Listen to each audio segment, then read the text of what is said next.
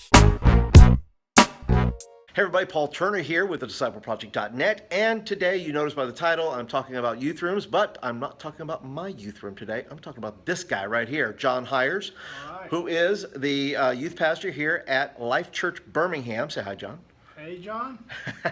And anyway, he wanted to, I thought it'd be a good idea to show off his room, which may hopefully become a regular series on this channel here where I start showing off other rooms besides my own, even though I'm proud of my room. But, you know, you guys get tired of seeing my room. I'm always recreating, doing things. But John here's got some unique setups, and this may apply to some of you folks. So, John, where are we at right now? This is our foyer. We share this area with Learning Center, daycare during the week. So students will come in here, depending on what time. There may still be kids running around here from the week and parents picking up kids. So it's kind of crazy, but fun, you know. Well, that makes for some exciting youth ministry there when you got kids coming in and kids going out, children going out and youth coming in. What are some challenges you find with sharing? You obviously share the facility, so what are some of the challenges that you face there, and how do you try to overcome those? So one of the biggest challenges is there's no real setup time because the kids are here all during the day, so there's no time during the day where I can just come up here and set up and prepare for a Wednesday night because we have Learning Center in operation during the day. So that's one of the biggest challenges. Okay, and I'm sure some of you folks here that are watching, you have some challenges as well. Let me know if you're feeling John's pain down there in the comments. Well, let's take a walk. Is this your greeting area here? Yeah, this is our check-in desk. We usually have a computer set up here. We'll check in students as they come in, greet them. A lot of times during the summer we'll have popsicles out for them to grab a popsicle on the way in. Popsicles. During the fall we do popcorn, so popsicles, popcorn, that type of deal. He makes it pop, people, right here. Keeping it popping. Keeping it popping.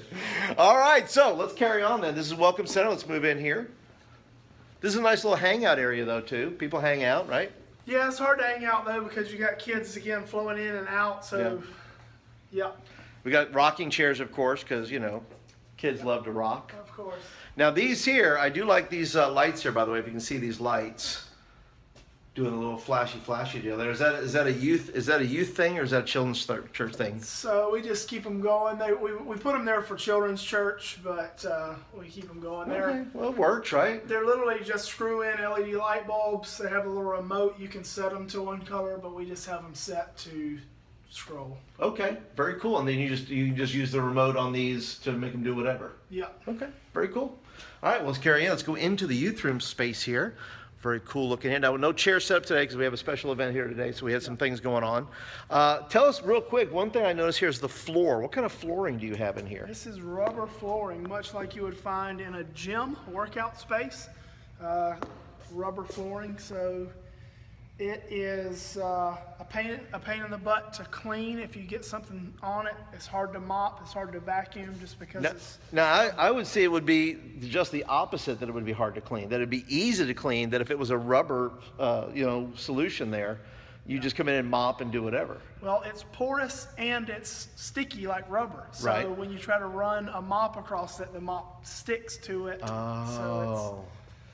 See, so don't believe it when people recommend the rubber floor, maybe, right? It has its own set of challenges. The reason we got the rubber floor was because it was recommended for the Learning Center for the health code. So that right. Which, I don't know, rubber, I guess, is maybe antimicrobial, but it is very porous and holds on to stuff. Well, sure it holds on to a few things there, but yeah, that's when you deal with obviously multifunctional buildings, especially a daycare, which deals with then statewide. Those kind of things, and you got to kind of go with that stuff. Let's go over here. First of all, I just want to point this out here. I love the cage around the sound booth. Is that to stop you from throwing things at your sound people? Yeah. No, it's again with the multi-use facility, so we can have expensive equipment back there and not worry. Like when it's hot outside or when it's raining, our Learning Center uses this for their recess time. So there's balls being kicked, frisbees being thrown, stuff's going everywhere. So having that there, we can keep all of our equipment safe from being destroyed. I see. But I'm getting a vision of the Blues Brothers singing behind the chicken wire fence. Yeah.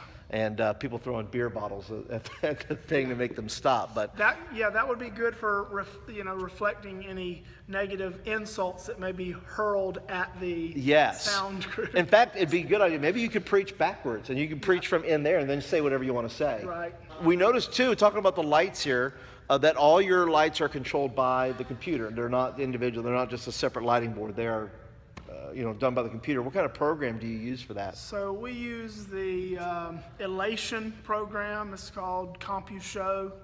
The only reason we use that is because that is the USB to DMX dongle that was purchased to run those lights. So that's why we use that program. Okay. Normally, what kind of chairs do you have? Do you have those red chairs that we had in here earlier? Just red folding chairs? Red folding chairs. Okay. See what you got going on here. We have, obviously, up here, you guys went with the pallets. Pallets, free, yes.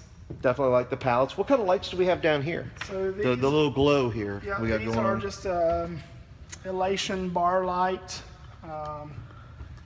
They're DMX controlled by the computer. We set up scenes for each worship song, games, different things. You can change the color, strobe, do a couple different effects with them. Are those expensive? What do you have a price maybe on that?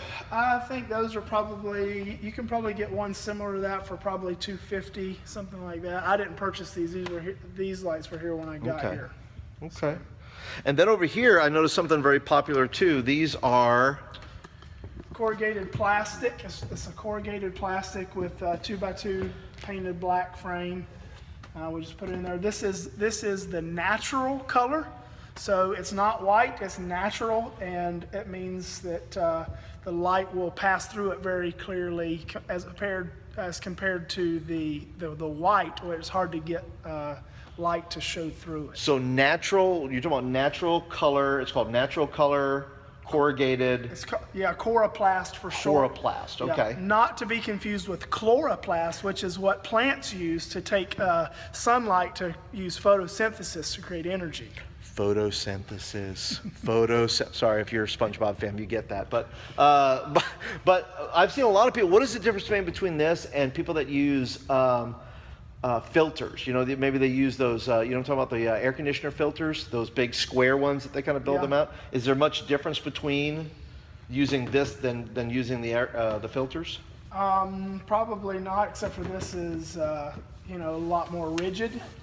So if a ball or frisbee hits it, it's not going to crumble like an air filter will. That is a very good point. And underneath, you just have a basic. One of the LEDs right there. You can pick these LEDs up on Amazon for about $30 a piece. DMX controlled, RGB, red, green, blue.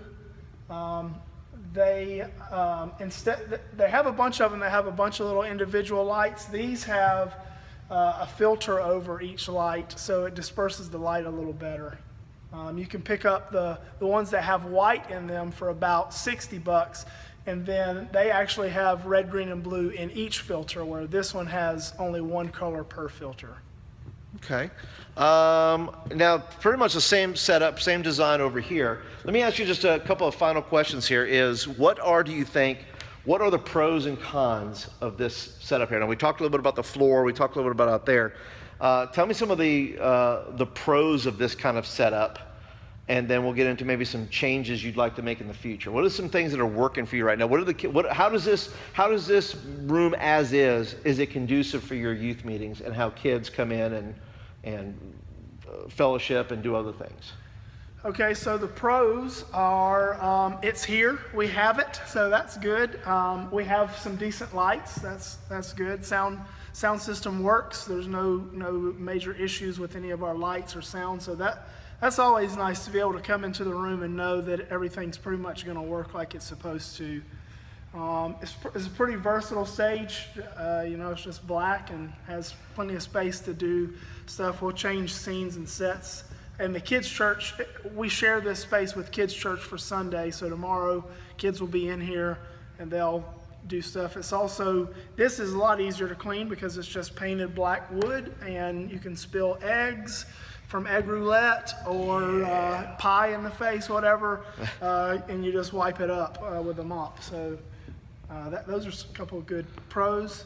Cons is you said the front was kind of a hangout space, but there's no real good hangout space. It's just a wide open room, and it's hard to delineate a hangout space. Yeah, this is good for games, though, I would think. Oh, if you're going to play large games, that kind of thing, you just pull the chairs against the wall kind of thing, and then it's either maybe dodgeball or whatever you guys want to do as far as that goes. A lot of times after service, we'll play dodgeball, or we have these foam frisbees. We used to use hard frisbees until people kept getting hit in the head with them when they were walking in and out the room. So we bought some foam frisbees, and they'll just throw them back and forth across the room in here. Okay. So, yeah, it is a good space for large games.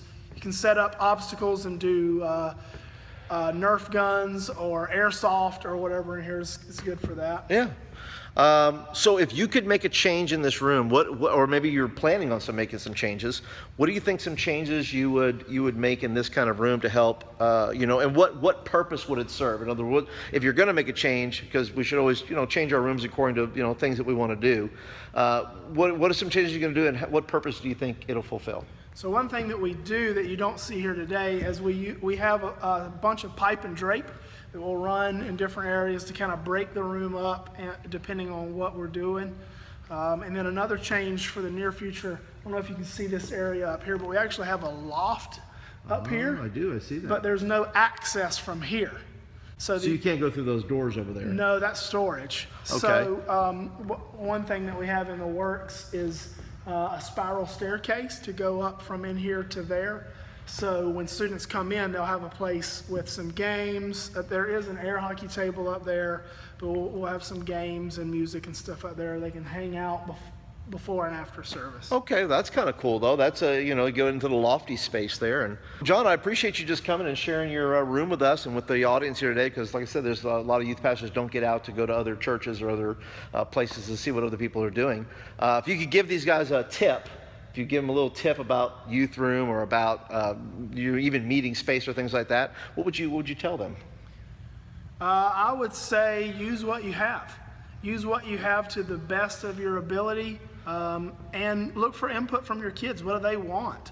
What are they looking for in a place to bring their friends to? What are they looking for in a place that they get to hang out in? And always make your room a place where your kids are going to seek God and experience God. It doesn't matter what your room looks like or sounds like or what you have or don't have.